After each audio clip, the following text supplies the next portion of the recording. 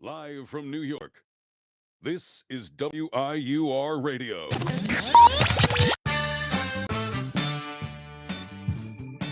What's up, fellas? We're here, week 5. Thank you for watching. Thank you for tuning in. This is Octagon Antics. We're back. Sadly, my undefeated streak of correct predictions is over. With UFC Vancouver's main event, Renee Ryder versus Brendan Allen. We're now looking at 4 of 5 in a fight that people really were swayed on. I didn't see a lot of people picking Brendan Allen, but the dominance that he showed was really impressive to me. Yeah, I was going to say it was a fight going into it that a lot of people, I would say safely 90% of people swayed RDR on. They thought he had the full camp. He was going to win. A lot of people thought he'd beat Fluffy going into that fight. So I think that Brendan Allen considered a step down. MMA math shows it. Fluffy beat Brendan Allen. So, of course, RDR should be Brendan Allen, right? Another example of MMA math never, ever working. No, never go by MMA math. Yeah, it makes you mentioned no sense. A lot of people picked Renee Ryder over Fluffy. I was one of those people who would have made that pick. But, I mean, wow, like this is a real gap in levels in the middleweight division. It is. It definitely shakes it up. Very much I so. wouldn't say for the good. I wouldn't say because Brendan Allen has fought some top comp and has lost. For example, Fluffy, like who RDR was supposed to fight. But I don't know. It's just RDR came out, looked strong in the first round, and then they say styles make fights, and Brendan Allen had the grappling to be able to withstand RDR's grappling, which is obviously his strong suit. I want to touch up on his cornerman. His head coach was Bilal Muhammad. Oh yeah. I listened to, it wasn't during the fight, but I watched like someone compile all the corner like not the compilation, but the footage from Brendan Allen's corner that was all like streamed, and Bilal's advice was really, really good. Well, Bilal's a very smart fighter. He's a very knowledgeable fighter, and De Ridder was a bit redundant going to that. He kept trying to set up that inverted triangle. He got it locked in once, but even then, it wasn't really a whole lot. But he kept going back to that, and Bilal Muhammad gave very sound advice to Brendan Allen. He said at one point, like, stuff the feet, and then you could stuff the head and posture. I was really impressed. I mean, this was, besides that first round, domination. It wasn't even close. And it's like you said, the first round was largely controlled by RDR. It looked like the fight was going to play out exactly how most people thought it would. But then at some point in the second round, I think Brendan Allen like reversed position, and then he was dominant. He was started. And the difference is he was landing ground and pound. He was putting a lot of damage on RDR, and he was cutting up, bruising up his face. It's just, and you could tell RDR was defeated. I think, ultimately, if he didn't do that damage, would his cardio have kind of weared as much as it did? I don't know. But speaking of his cardio, he did say that he had, what was the thing that Alex Pereira had in the first Ankalaev fight, like norovirus? I think so. I think his coach released a statement or something, but he said he was fighting sick, fighting compromised, which, take it with a grain of salt. I always do. I mean, at the end of the day, they still fought, and Renee Ryder still lost. But, maybe it's worth, keeping an ear out for that. Maybe he could have got affected by that. He could have. It's true in some cases, like Alex Pereira against Ankalaev. He claimed that he had it. Obviously looked flat that fight. Came out in the second fight, guns blazing, knocked him out inside 2 minutes, inside a minute and a half. So, like you said, you have to take it with a grain of salt because sometimes it's just excuses. But who knows? He could have actually been sick. I mean, the fact of the matter is completely differently. Fact of the matter is, he chose to fight that night. So now that loss is on his UFC record. Whether he had norovirus or whatever going into this, he still has a loss in his record. Now he's number 8 in the division. So maybe it's irresponsible for him to go into that fight knowing he's compromised. And I get that it's something that happened probably the week of. And maybe he felt a little pressured because, Fluffy already pulled out. If he pulls out, what's going to happen with this event? Are you going to do Kevin Holland versus Brendan Allen for your main event? No. That wasn't even the same weight. Yeah, I mean, that it would have been a mess, and props to him for, going through it and being there for the fight. But, I'm tired of the excuses after. Yeah, I don't like them. But I have a question for you that I saw online, and I saw people debating about. Shoot. They said they wanted to know on what level, because obviously it does drop, but how severely would RDR's stock drop after this loss? Do you think it drops a lot? Do you think it drops a little bit? Man. Do you think it doesn't drop at all? The activity that he had makes me think that he's in somewhat good graces with the UFC. I don't think they're going to give him a very unfavorable matchup. I think he'll probably he can get Adesanya, and I wouldn't be surprised at that matchmaking. There's a lot of names he can still fight at middleweight, and a lot of guys who are like kind of in the middle of the rankings at middleweight who are there to like kind of like get a good rebound and get your stock back up. Like if you look in the rankings, the middleweight rankings, there's guys like Jared Cannonier or like I said, Adesanya, or who else is coming off a loss.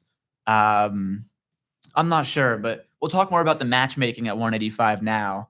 What are we thinking next for Brendan Allen? I feel like a lot of people are saying Dricus du Plessis fight. I think it makes sense on both sides at this point because Why not, obviously right? Brendan Allen just picked up a big win. He's now in the top 5. If you Yeah. look at the state of the top 5, Sean Strickland's up there, but Sean Strickland just recently said that he's going to fight Fluffy next. Okay. That was out of his own mouth. I like that fight. I think that fight, it makes a ton of sense. And I think it answers a lot of questions about Sean Strickland as a challenger to Hamzat. 100%. He is very vocal about him being the best wrestler at 185. Maybe not the best, but the only wrestler that can combat what Hamzat is offering. So I'd like to see that. I'd like to see that as like a little precursor to if he gets that title fight, just answer some questions. Because he's coming off, he fought du Plessis twice, had that very underwhelming win against Paulo Costa in the middle. So he definitely needs a big win and maybe even 2 wins if he wants to get another title shot. And Fluffy, is going to bring the pressure. He's going to be relentless. He's going to try to wrestle. So if he can withstand that, obviously it's hard to say that anybody is on the level of Hamzat in the grappling department. Yeah. But it would definitely show a lot. Here's my thing about Fluffy, right?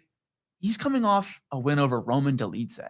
Like, Roman Dolidze is not a high-level middleweight. No. And I mean, if we're looking in like 2018, maybe when he's beating Jack Hermanson, but in the year of our Lord 2025, what are we boasting about a win over Roman Dolidze about? No, it's like when he says he's on a big win streak and he should get a title shot. That's normally true, but not when your latest win is Roman Dolidze. You need a win at the top of the division. And I think that matchup, Sean Strickland versus Fluffy, is a very obvious number 1 contenders fight because who else is in a position besides the winner at that point? We already have Nasruddin Imavov probably going to get that shot. I'd imagine on one of the first couple Paramount cards.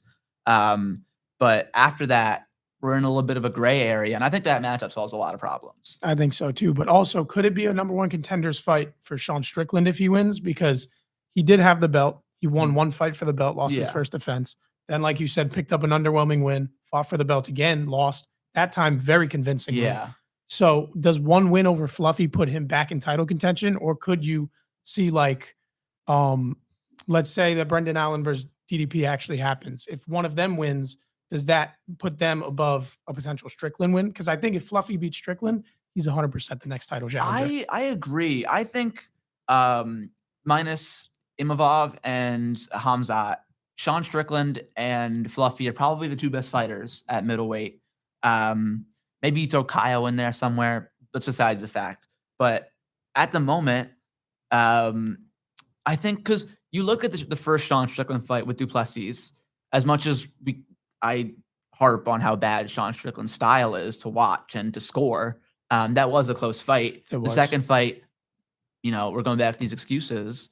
He definitely fought with staff. He didn't like go out and say that, but it was very present. You saw in his media day photos, he had like staff on his shoulder.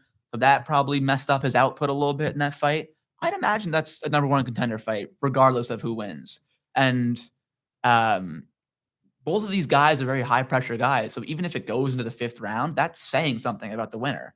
Normally you could label, a 5th round decision as like a boring fight, but the pace that Anthony Hernandez pushes, it's got to mean something to make it all 5 rounds. So I think Strickland should get a shot off that. I'm not the biggest Strickland fan, and his antics not off camera, but out of the UFC limelight are very much questionable. But he is a little undeniable if he gets that win, in my opinion. That's fair. But let's go to the co-main, and we'll talk about 170 a little bit. But Kevin Holland versus Mike Malott. Mike Malott finally gets that ranking.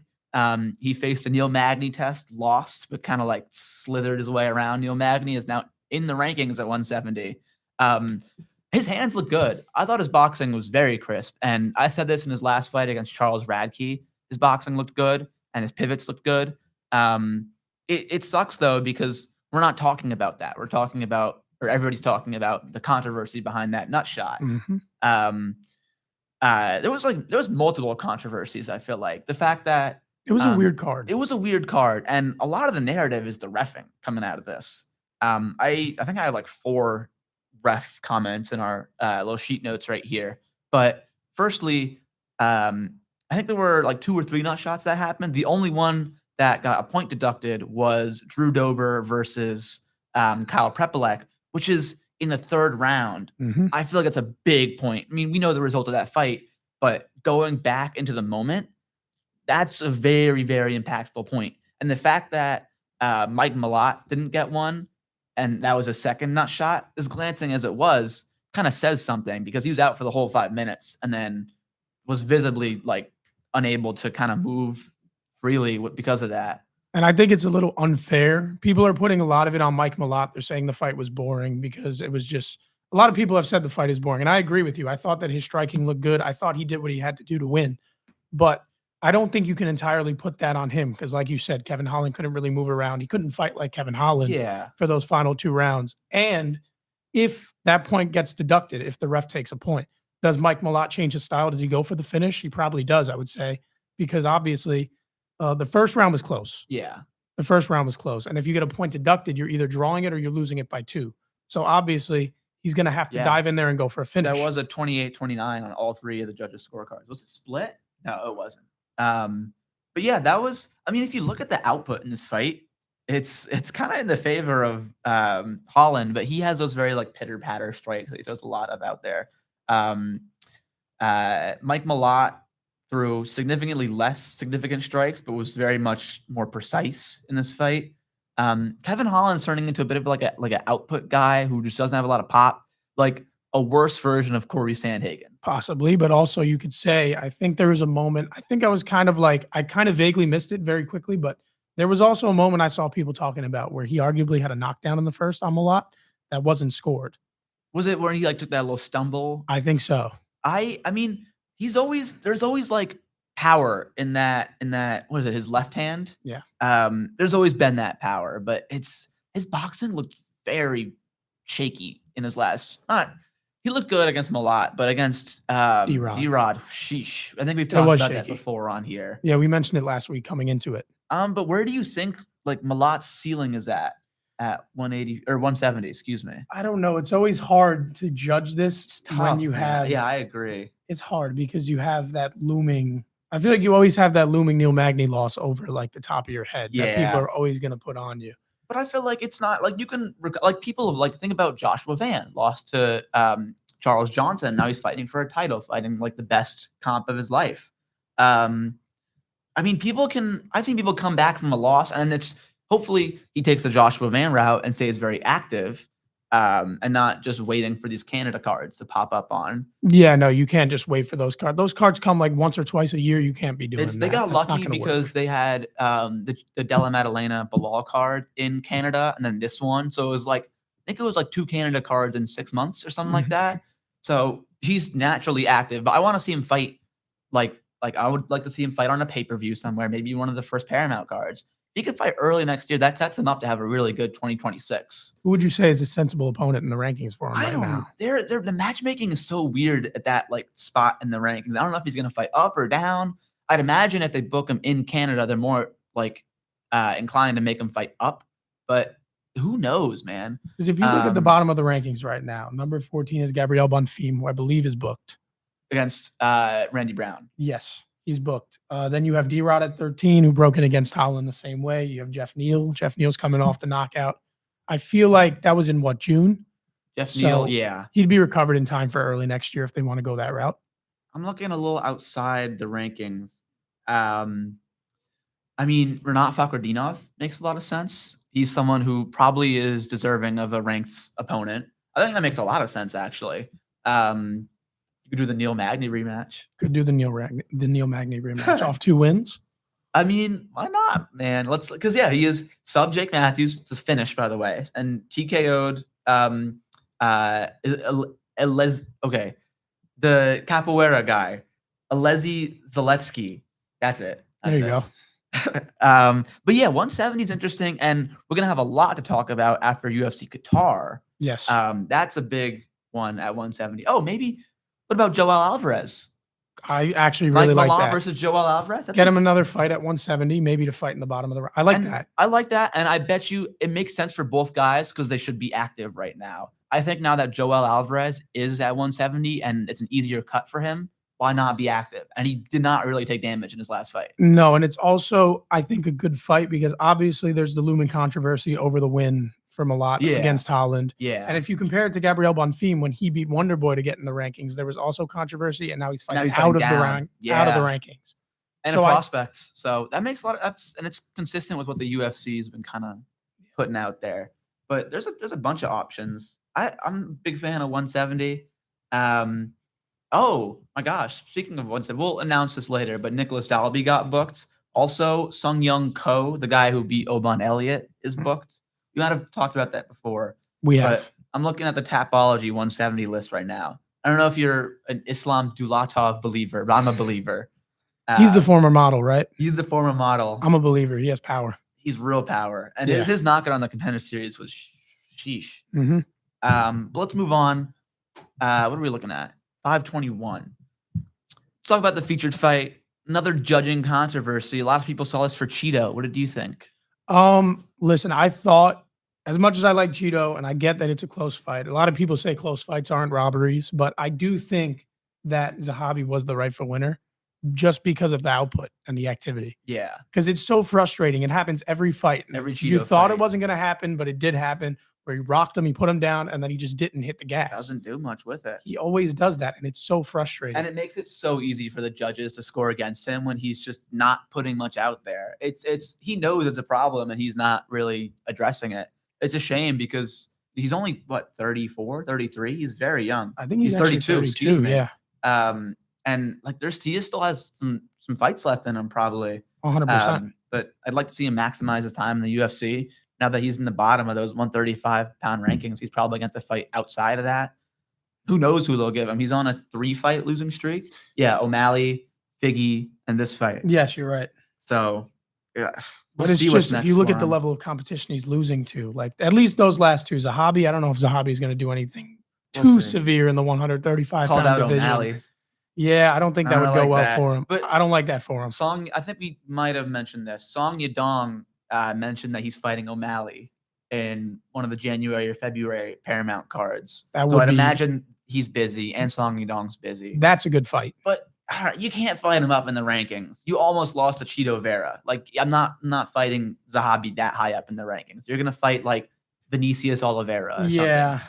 A lot of people actually think if they made that right now. A lot of people think that if they made that fight, then Vinicius Oliveira would actually win. Yeah, I think is reasonable. I think Vinicius Oliveira was calling out. I think I saw him on Twitter before the fights happened, like saying, "Oh, I want the winner of this," and then after calling out Zahabi by name. So that's a good fight. And the UFC like when people call their shots a little bit. I'd imagine they're not going to be in line with Zahabi's shot of Sean O'Malley, but maybe they would be for a guy like Lockdog Oliveira, who is a big prospect. Got my guy Kyler Phillips, heartbreaking. But next fight, Manon Fiorot versus Jasmine Jasdavicius. Yeah, we talked about this a little bit on the show last week, but it just went so fast. So fast. So fast. It's like, I think all 3 women's fights had a finish tonight. Yeah, that night. So a very nice outing for the girls tonight. Mm-hmm. It's a shame that, Jasmine Jasdavicius lost at home. You could tell that meant a lot to her. She was very much protesting, still wishing she was in it. But Fiorot has real power for 125. She cuts a lot of weight. So I'd imagine once Shevchenko retires or is no longer in the picture or is maybe going back up to 35, she might get the championship back. But she is old. Fiorot is 36, 35. So like we talked about, you have to maximize what's left, and getting a TKO like that will do that for you. Yeah, take 100%. notes, Cheeto. 100%. Round 1 finish inside 2 minutes. Moving on to another round 1 finish. Charles Jourdain looked real good. He did. Real good. Jourdain. Poor Davey Grant got his chin checked finally. Was holding up for a while. Got brutalized against Cheeto. But I don't know if he ever had a KO loss before that. It wasn't a KO loss. Did very much get rocked by that flying knee, which was beautifully set up. It wasn't necessarily a KO loss, but the damage done on the flying knee was what set up the guillotine that Yeah. closed. And his Charles Jourdain has a very good guillotine. The grip he gets on that is very, very good. And Davy Grant tapped quick to that. So I'm excited. We mentioned last week that Jourdain has real good momentum at 35, and he calls out he called out, what's his name? The guy who just fought Peter Yan. Marcus McGee. That'd be a good fight. I might take McGee in that fight, but I'd imagine maybe give Charles Jourdain Chito Vera. Why not? That's actually not a bad. That's I'd not like bad to see- matchmaking off this card. Do you think I actually like that? think Jourdain gets a shot in the rankings? I doubt it. I don't know, but that was a very impressive. I mean, Davy Grant's a big win. A lot of It guys, is. Damon Blackshear couldn't get past Davy Grant. Daniel Marcos. Who else? Someone else got kind of fraud checked by Davy Grant. Besides the fact, but that puts you up there in the bantamweight rankings. I would imagine maybe he takes another fight before he gets fought in the rankings, but this is his second fight at bantamweight, so I'm happy for him. Yeah, I am it's where he wants to be in the division right now. Mhm. Moving on to a third first round finish in a row that was not called a first round finish. Kyle Nelson versus Matt Frivola. Mhm. Another judging controversy. Here we are. Let's talk about what happened at the end of the first. It was a little weird. They stopped it early. It looked like a stoppage, and then it just wasn't a They did stoppage. that- It's not the first time they did that. No. Um, When did it it happen happened last? recently. It happened in one of the cards we covered. I'm not sure. Jake Matthews and Neil Magny. Yes. That was crazy. And then that one, I think that one was more egregious, the Jake Matthews one, because he fully stopped the fight and was like, nope, we're in our corners. We might as well just stay here. Yeah. But it was getting loud in the arena. Maybe Dan didn't hear the bell and was or maybe he was anticipating that he wouldn't hear the bell and was kind of just like getting in there.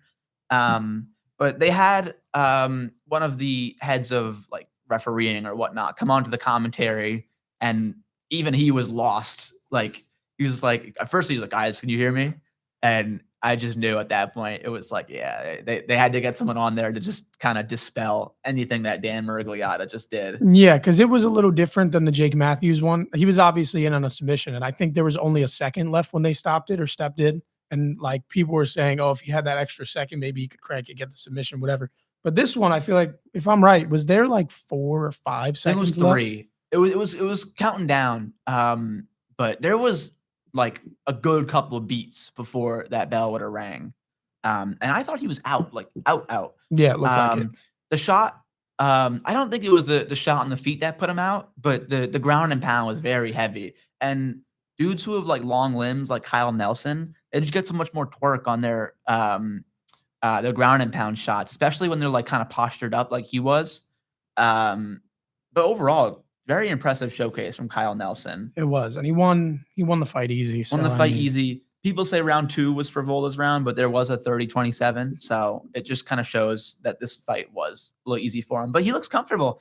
Another guy who looks comfortable moving up weight. A lot of like weight changes right now. It's nice. It's nice to see. I like to see the mix up in the like matchmaking and the divisions and whatnot. But we alluded to this before. We're getting back to it now. Another KO. This one in the 3rd round. Kyle Prepolek versus Drew Dober. What were your thoughts on that fight before the stoppage? I don't know. It's just, I mean, let me preface before the groin shot stoppage. It was, I don't know. It's like a lot of people. I really don't. What did you think? I thought it was close. I thought that Drew Dober's stand-up was going to be too quick for Kyle Prepolek. Prepolek looked good. I think popular opinion was that Dober was going to lose if he didn't get a finish after the point got taken. I thought so. I think that Prepolek, I thought he won round 2 it was. And then the stoppage or the point deduction for that. So Drew Dober knew he had to get a finish, and he was able to put on the pressure. But Prepolek looked good, man. He was ending his combinations with high kicks a lot that were like kind of impeding the back and forth momentum that Drew Dober had to address. So he couldn't throw that right after Prepolek would come in with the shots.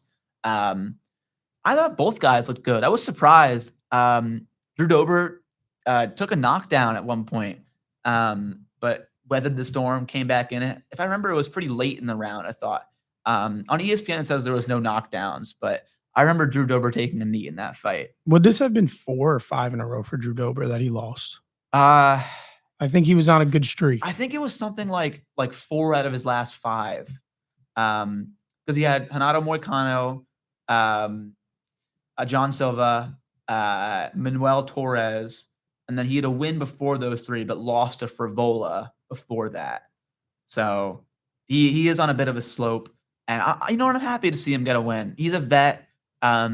Recently fought in Denver, which is his hometown, against John Silva. So it's nice to see him do right by Drew Dober, especially because he has so many fights in the UFC. Like, he's fought the Ultimate Fighter in 2013. So if anybody has a 10-year UFC career, been around for a while, you got to give him a little something here and there. And it's nice they gave him I don't want to say a layup fight, but the matchmaking is very different compared to John Silva and Manuel Torres. Oh, of course. But moving on, Cody Gibson versus Aoriqileng.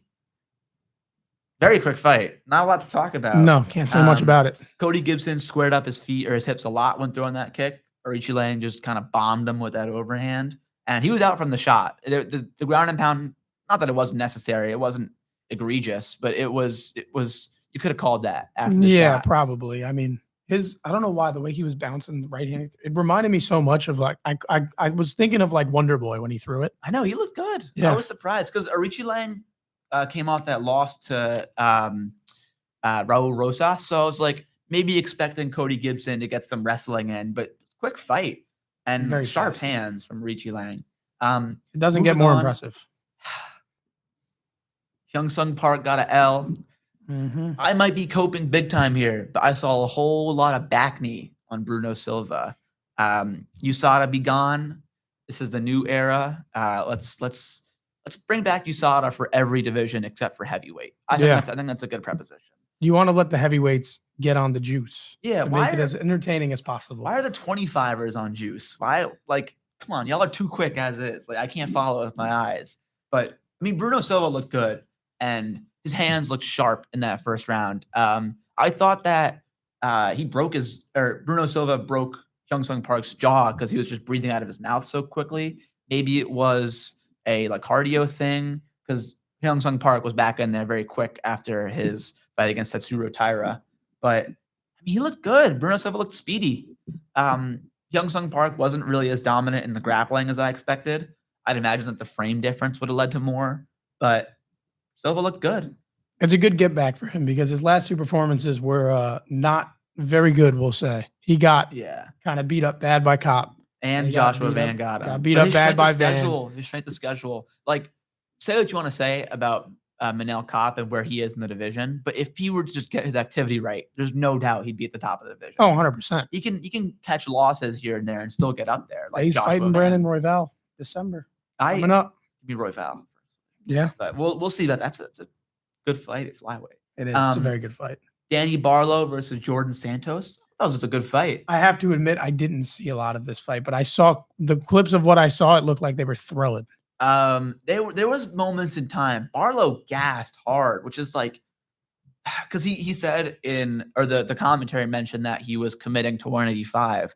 But when you gas like that, I mean, maybe you do go back to 170. I know that cut was rough for him, and maybe he'll build into his frame at 185, but it was a little concerning. But Jordan Santos's activity is what got this done. Putting a lot out there at all times and kind of overwhelmed the senses of Danny Barlow. Had him hurt once. Danny Barlow had Santos hurt once, but Jordan Santos came right back and had him hurt at the end of the same round. So very good fight and an impressive performance from Jordan Santos. Then the last fight we'll talk about from Vancouver, my boy Azamat Bakoyev. Took an L to Yusri Belgori, Alex Pereira's training partner. You could tell. He looked really good. Yeah. And he was so good at leveraging his length and his lanky, slender build to stuff the head and scoot his hips back from Azamat Bakoyev. I was really, really impressed. And Bakoyev is a very dominant wrestler. And he was a big underdog too, or a big favorite too. He landed 27 strikes total compared to Belgori's 110. Yeah, it's a bad beating. It's a bad beat, and this was someone I was very high on. I still like Bakoyev. I think he's a dominant wrestler, heavy hands, heavy ground and pound. just a tricky matchup. And we'll see where Belgori goes in this stacked 185 division. Yeah, you could just tell he trains with Pereira the way he was moving. Yeah, and like we said, and we were talking about Jourdain and Davy Grant. This is a win for a debuting Yusuri Belgori that puts him pretty high up in the rankings. Bakoyev was a prospect coming off 2 first-round finishes against 2 semi-other prospects, so he was ranked pretty highly in that 185 like non-ranked division. But Belgori kind of inserts himself into that lower non-15 rankings. I feel like maybe he gets 2 more fights and then he gets a ranking. Yeah, that's fair. But yeah, that was. I mean, overall, this was a great card. Whole lot of finishes. Yeah. We're not going to talk about the finish in the main event. I already forgot the main event. It never Brendan happened. DeRuyter is still a prospect in my head. Undefeated, 5-0 year. Let's go. We'll see you next time. We'll see you soon. But moving on, we have a couple of announced fights. It's not often you get to announce fights that are happening this weekend. What does that tell you about the game planning going in? We knew Walter Walker was looking for an opponent after his fight with Mo Usman fell out.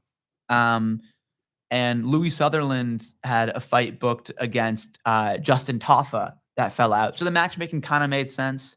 And it's heavyweight. I don't think guys are watching tape. You're just 2 blobs fighting.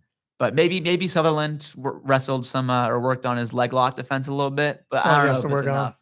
I believe in Walter Walker. I'll get into the prediction a little later. But that was announced.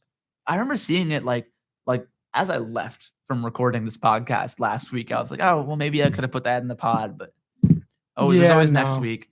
Another fight that got put on this 321 card, Nasrat Hakpress versus Quinlan Salkield. Another prospect versus prospect fight. And when I was writing this, the odds were all over the place.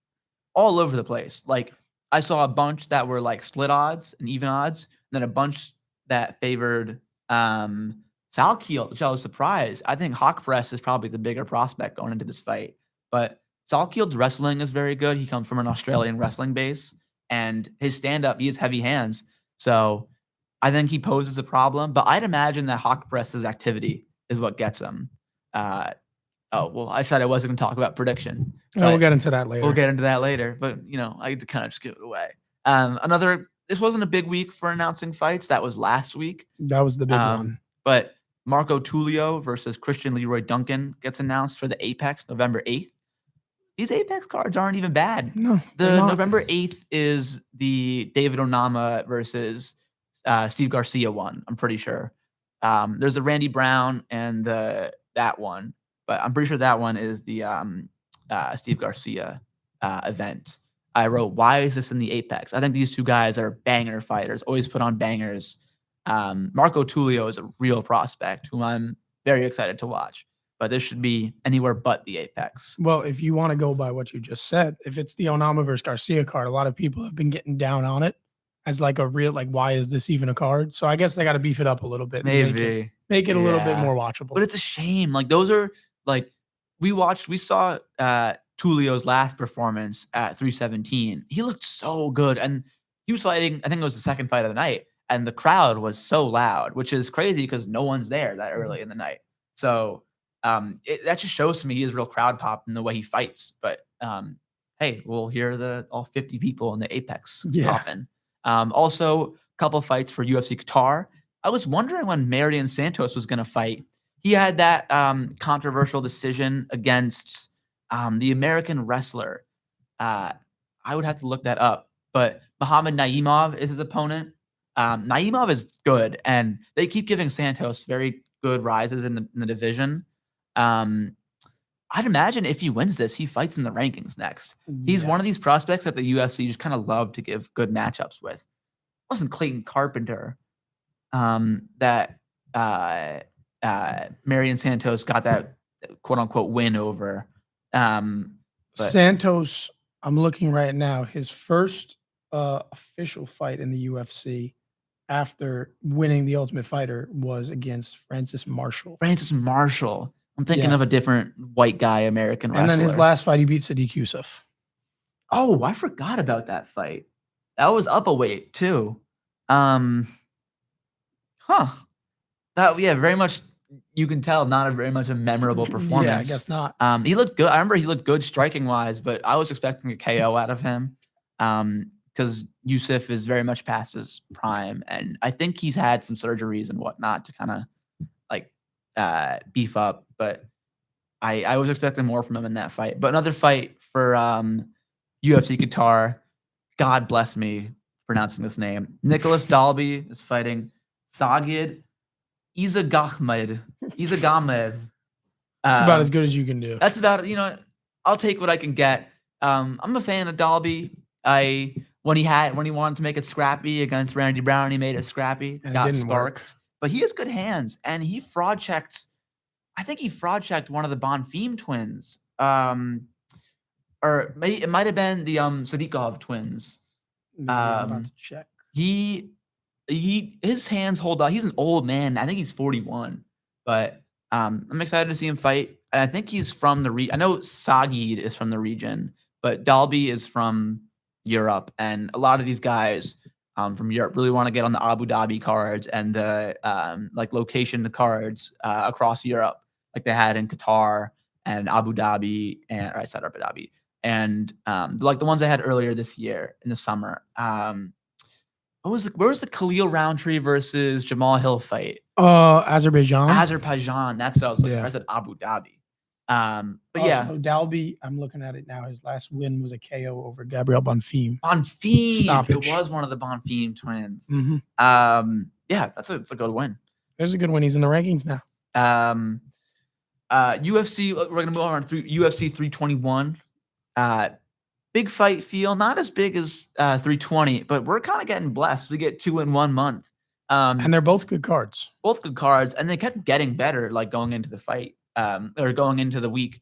But anytime there's a heavyweight championship on the line, there's a big fight feel, regardless.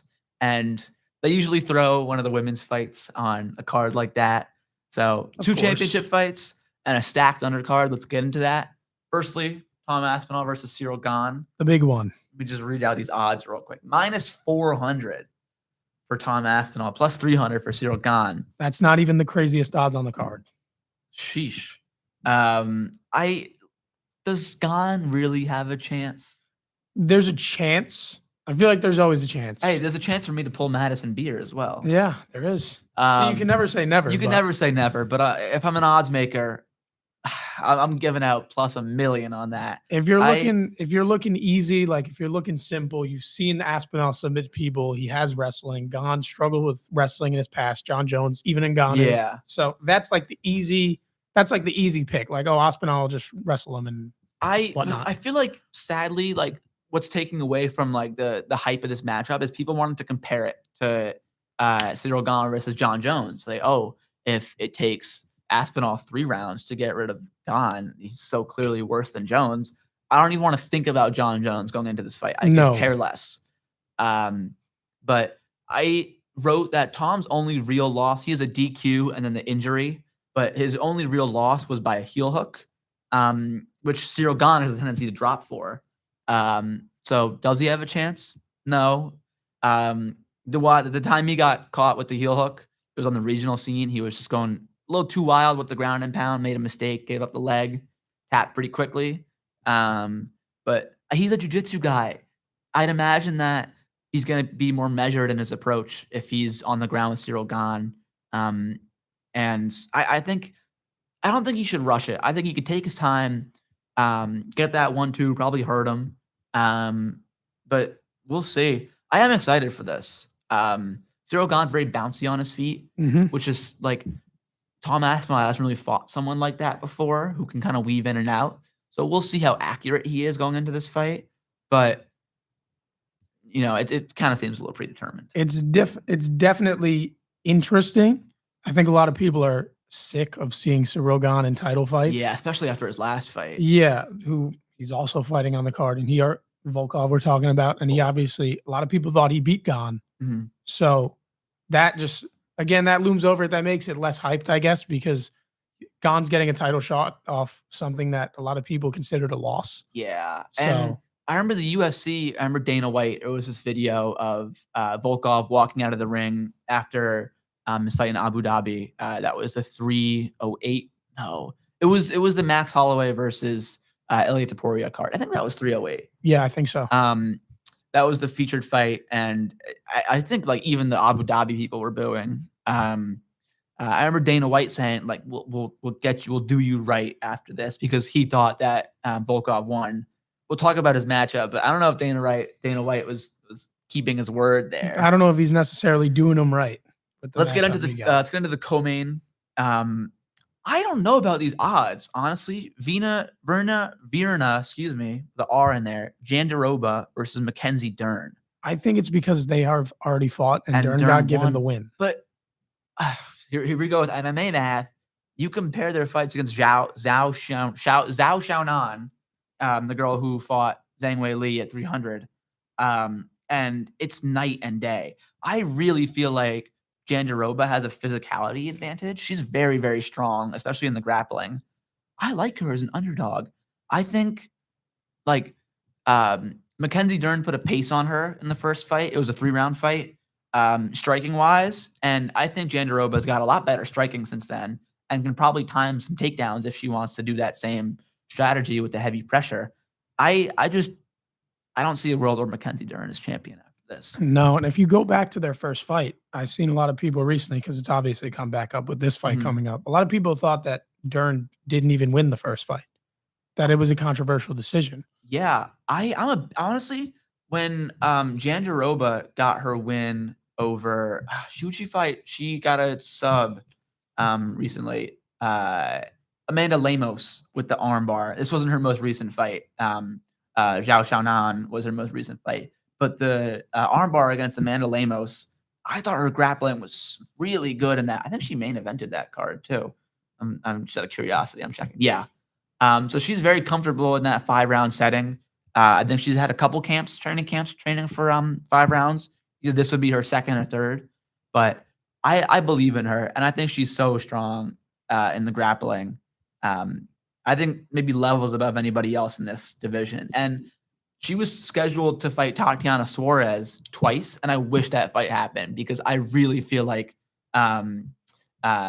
she would have got that submission maybe. But the thing is, she is 37, so like we talked about, got to maximize what you have left. Exactly. Moving on, big fight field. Umar Nurmagomedov versus Mario Batista. These odds threw me way off. And they were closer at the beginning of the week, but since Davey Grant lost and since Damone Blackshear lost to actually Davey Grant didn't fight Bautista. Bautista has a couple losses that are aging very bad. The Patchy Mix loss is not aging well.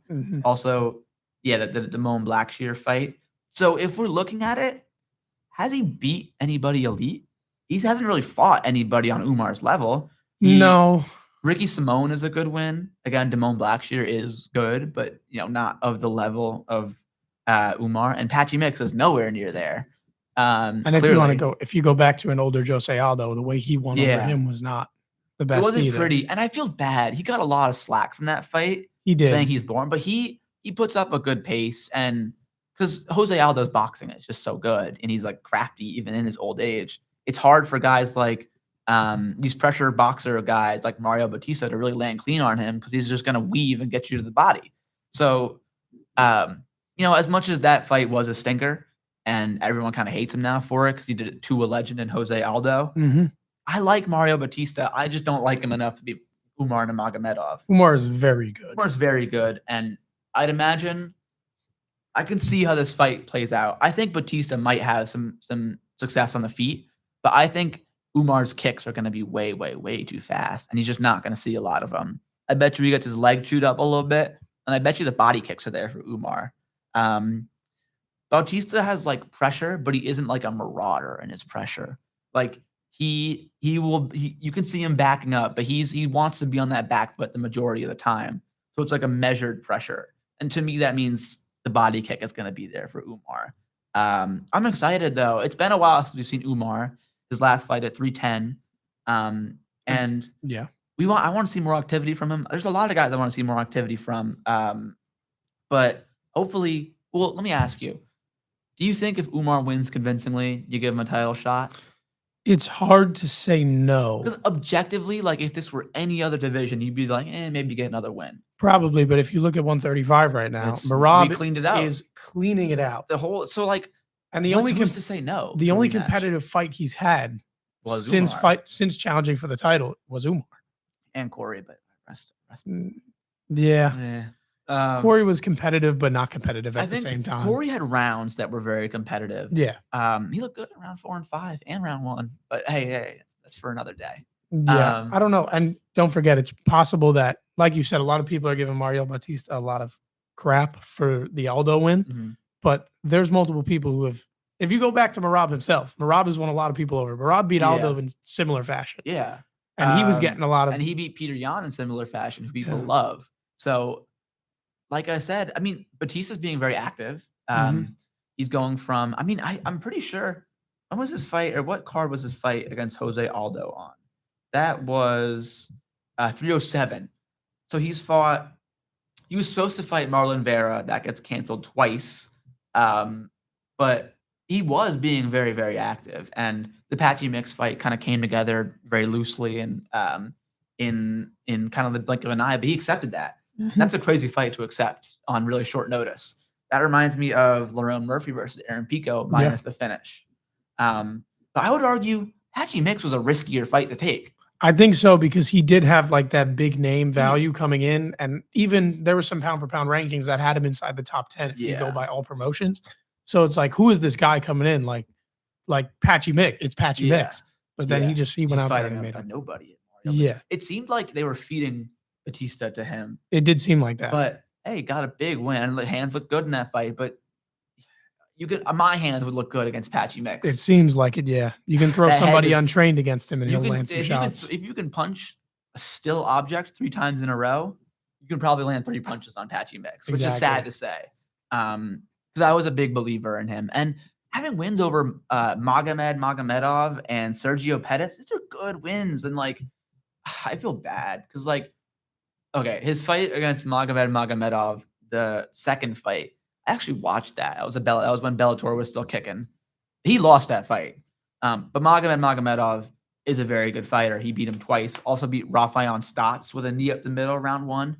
It's a shame. I was predicting a big, oh my gosh.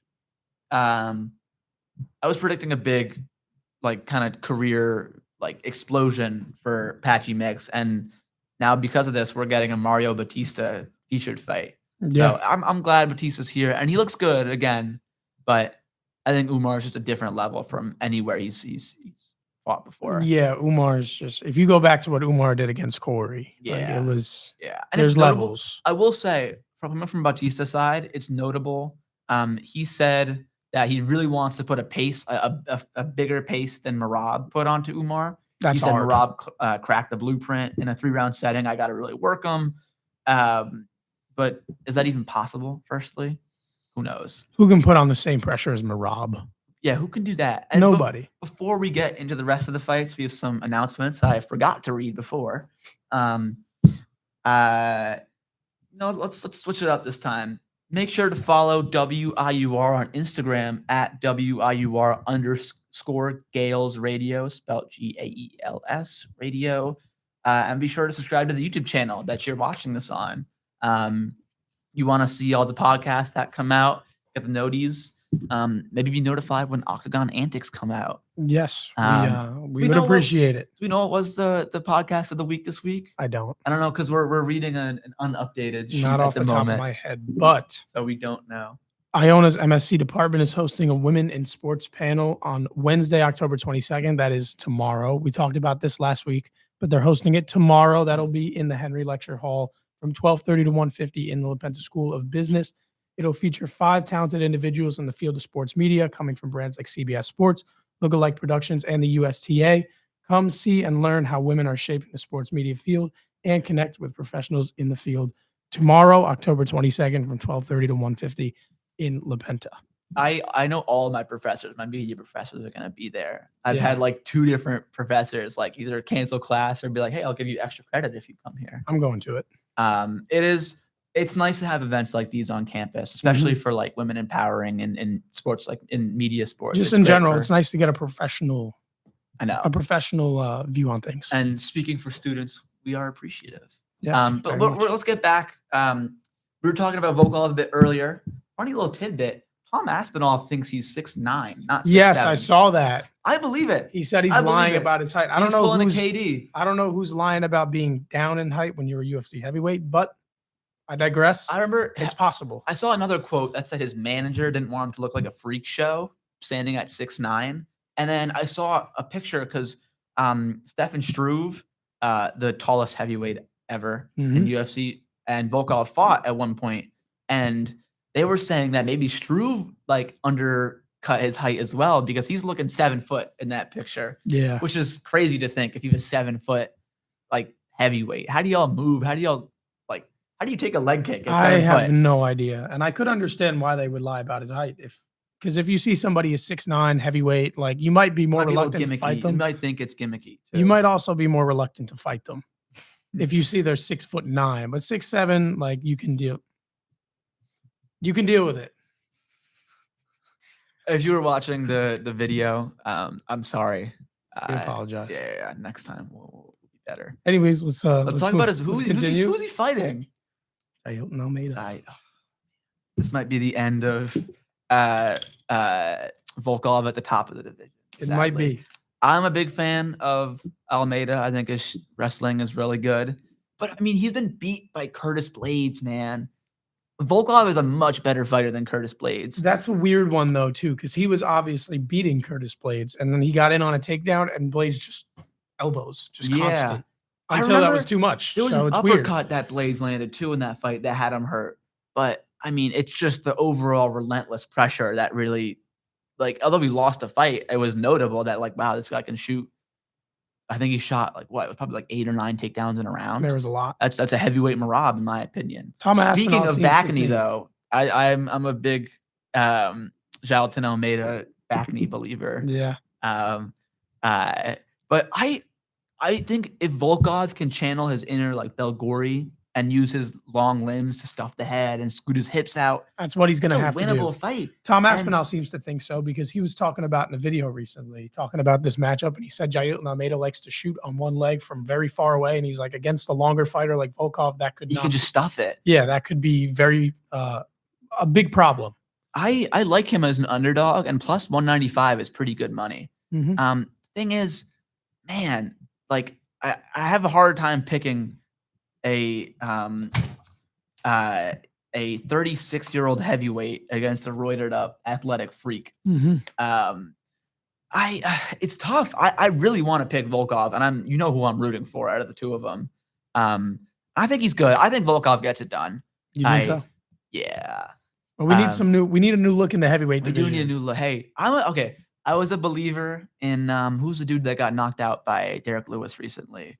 Talis Teixeira. I was a believer before we got robbed. We were getting up. We used defense a little bit, but who cares? Come on, Jason Herzog. I'm never gonna complain about a Derek Lewis win. But we really need some new life at heavyweight. Don't worry, we got some life at heavyweight down the card. I was about to say, hey, Mr. Heel Hook coming up. But yeah, I honestly like Volkov in this fight. I believe it. Moving on, Rakic versus Azamat Murzakanov. I feel like I matched this up in one of our first pods. I think you did. You might have. This is a lot of fights kind of came together like down the line in this card. We talked about before Hawk Perest and Walter Walker getting put in here like the week of the fight card. So this card, it's not that it came together. I bet you a lot of the fighters were like in a camp, but just were waiting for an opponent. Probably. I feel like a lot of the times down the stretch of the year, they say, "Oh, we're gonna fight you before the year's over. Get in camp, and we'll tell you who you're fighting like 2 or 3 weeks out, so you can get there like with your team and whatnot." It makes sense, yeah. But I know it's the matchmaking gets a little tricky down to the year or down to the end of the year. But going back to this fight, split odds, -120 across the board. Murzakanov is a very tricky customer. He is some very solid kickboxing. But I really feel like the length that Rakic brings will give him trouble because I rewatched Mirzakhanov's fight against Jacoby. He won the fight based off of a couple knockdowns. And besides that, I would argue Jacoby was getting the better of him standing up. And Jacoby might or might not be a better kickboxer than Rakic because Jacoby has that kickboxing background. But Rakic is a bit taller and is a better frame and is fighting higher level fighters. So it's hard to tell a little bit. But I think Rakic gets this done. I'd like to say that Rakic landed a lot on Yuri. He did. Like, He looked really good in that first round against one of my Yuri. friends picked him to beat Yuri, and he felt like the man after the first round, and then it went wrong. And then But hey, at this point, if you say someone lands on Yuri, is it really impressive? I always see the the video of him like a little faint, then 1-2, and Yuri just eats it. Yeah. That puts down a lot of other heavy or light heavyweights. I think that puts down like most other heavyweights except for Yuri. He is a one chin at heavyweight at the moment. We talk about Yuri so much, but Yuri is just, he's one, like you say, he's one of one. But Mirzakhanov has real power. So Rakic has been KO'd before. He can get KO'd again. But I think the teep up the middle is going to be a big part of this fight. And it's not that Mirzakhanov's like not in shape, but he's like very much like a densely muscled guy. And when you look at him, his midsection is not as toned as maybe the rest of his body. So I'd imagine he wears some damage up the middle. But moving on. We are running low on time. We are running low on time. We're going to bang through the rest of the You want to fights. blitz us through it? We're going to blitz. Nasrat Haqparast versus Quinlan Salkield. I think Haqparast is the better prospect of the two of them. But the thing is, Salkield gets finishes and Haqparast gets split decisions. So that's notable, and that's notable in another fight that we're going to be talking about too. I'm going to pick Haqparast though. I also, speaking of Haqparast, I think Ribovic got him. I thought he lost that fight, and his fight against Jared Gordon was a split decision. Like, how high level are you, if you're going to a split decision with Jared Gordon? Well, Paddy Pimblett's about to fight for a title, and he lost to him. People forget about that. Hey, the UFC's forgot about that. I think the brass has moved on. It never happened. But moving on, Ikram Alaskero versus Jung Young Park. Sadly, Jung Young Park, I'd imagine, is on the way out. I think he's pushing 38. He's up there. He's up there. Fan favorite, the Iron Turtle. But this is another step.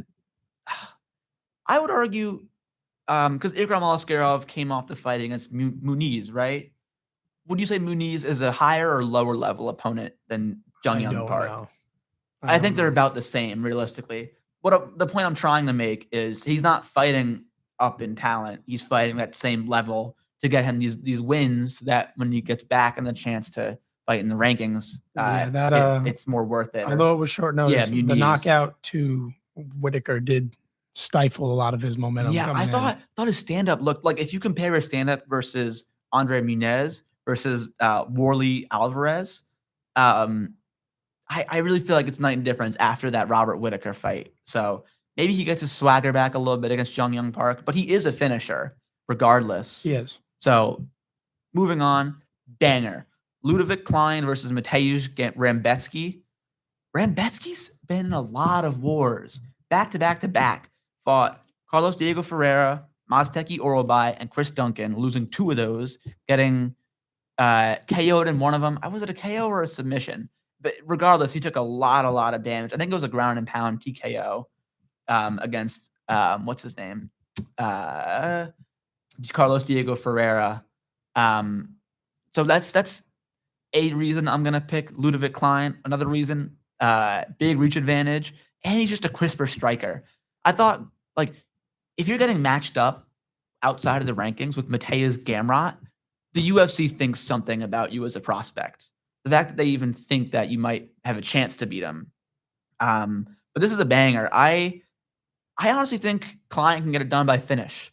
I think the reach advantage is going to be present, and Mateusz Rambetsky's movement is a little redundant at times. So maybe Klein can get his kicks going and his hands going early. We are pretty much out of time, so we have to. Sheesh. All right, we're triple blitzing this. Walter Walker versus Louis Sutherland. Like we said, Sutherland was supposed to fight Toffa, and I wrote that Walter Walker's been training with Bogdan Guskov, who's a very good striker at 205. So I really think that there's a level difference in these two fighters. Probably. And maybe a high enough level difference to just spam the heel hook and get it. Probably. Next, this is a big fight at 155. Nathaniel Wood versus Jose Delgado. Delgado coming off a huge win against Hyder Emil, which is another prospect versus prospect fight over the summer. There's a big size difference here. Delgado's 5'10", Nathan Wood is 5'6", and Delgado is not scrawny at 5'10". He packs some muscle.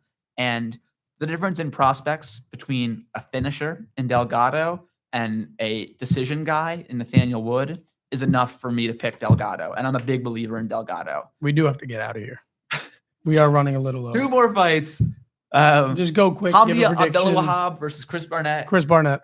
I love Chris Barnett. I feel like we are in for a smudge fest this fight, but there is the possibility for some spinning stuff.